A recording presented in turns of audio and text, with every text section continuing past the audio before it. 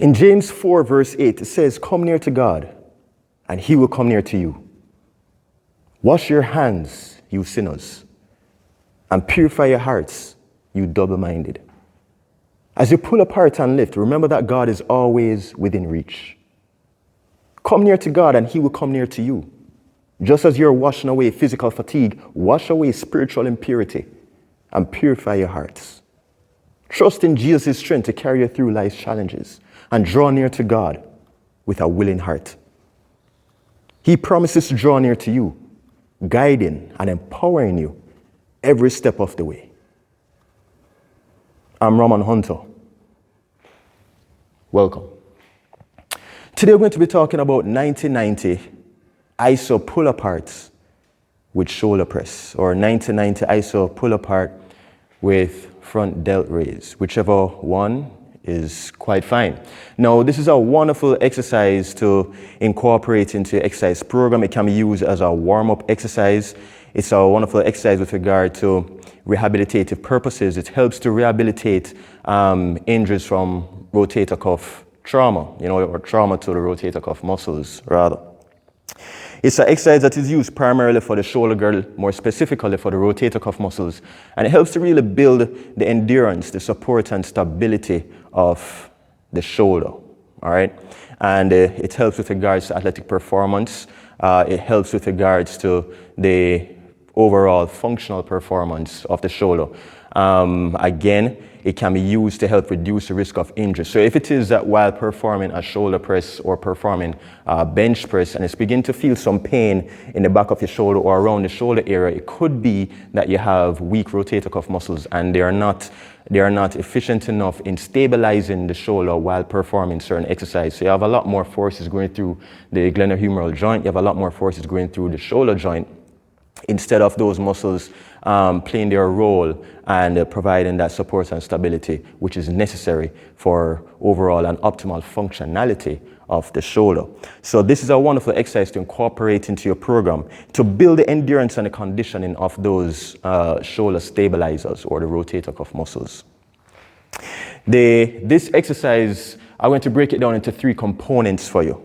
The first component is to put the shoulder, so it's a 90-90. So 90 degrees of shoulder flexion. You're going to raise the shoulder so that the elbow is in line with the shoulder. That's 90 degrees of shoulder flexion. And then you're going to bend the elbows. So you put the shoulders like this, 90 degrees of shoulder flexion. You're going to raise it up so that the arm is in line with the shoulder. And then you're going to bend the elbows to 90 degrees, right? So 90 degree elbow flexion.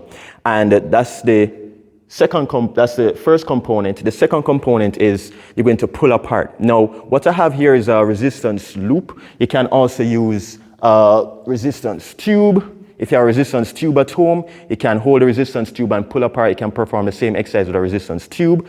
You can also use a resistance band.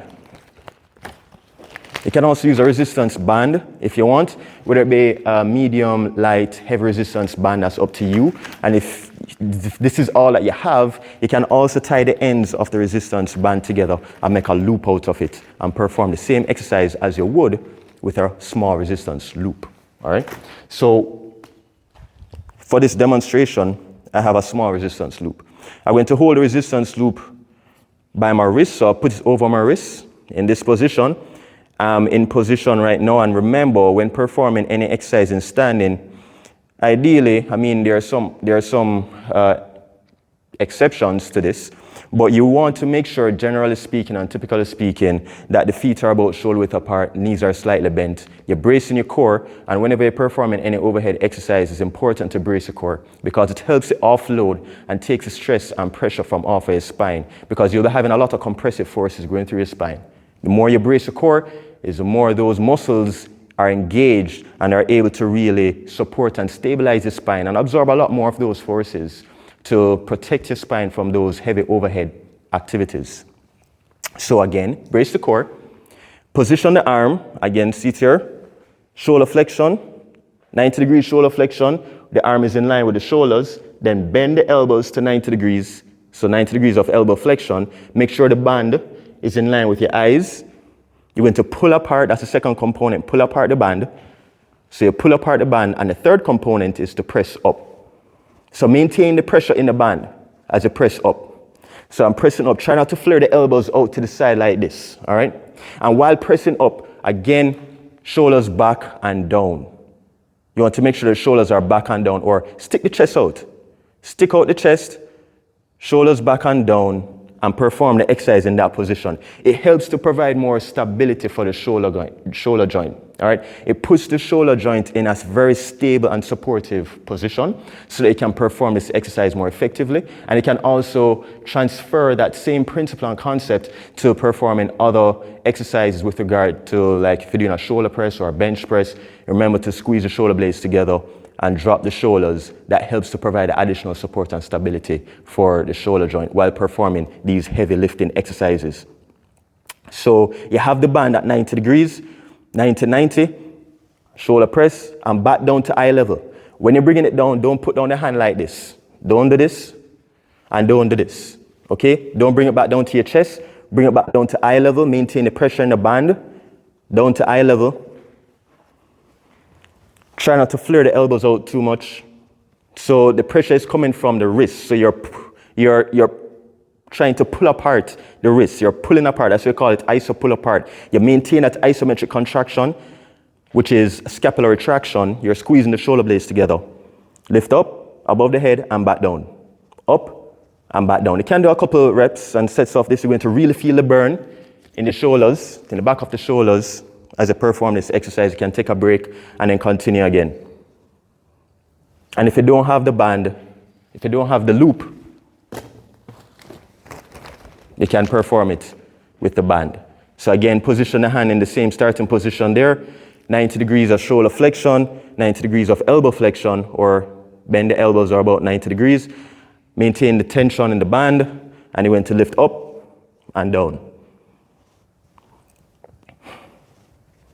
This exercise can be performed with other things as well. If you have like a bottle of water, you can hold a bottle of water in your hands and you can perform the exercise. You can hold a kettlebell in your hands. So doing it this way with the band around the wrist frees the hands so you can hold things. You can hold objects. You can hold a kettlebell, a dumbbell, bottle of water. If you don't have any kettlebells or dumbbells at home, you can hold bottles of water, one in either hand or one in one hand, and perform this exercise to give you a little bit of extra additional challenge.